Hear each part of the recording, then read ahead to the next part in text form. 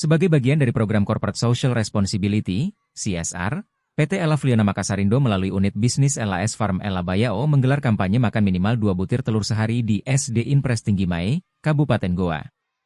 Kampanye ini membagikan 525 paket berisi 2 butir telur, lemper, saus, dan air mineral kepada para murid dan guru yang ada di sekolah tersebut. Acara ini dipimpin langsung oleh founder LAS Farm, Basuki Rahmat Suyuti, yang akrab disapa Uki.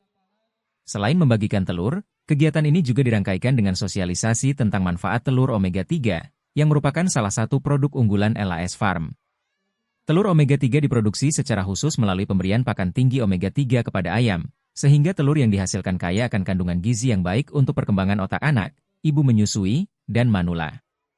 Kami berharap kampanye ini bisa mencerdaskan anak-anak bangsa dan menginspirasi masyarakat untuk mengadopsi pola makan sehat, ujar Uki.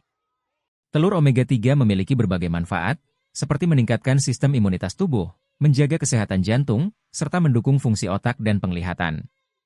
Dengan kampanye ini, LAS Farm berharap dapat mendorong kebiasaan konsumsi minimal 2 butir telur per hari di kalangan anak-anak dan keluarga, sebagai bagian dari gaya hidup sehat. Kegiatan ini juga diharapkan dapat memotivasi peternak lain untuk ikut serta dalam berbagi dan mempromosikan pola makan yang sehat.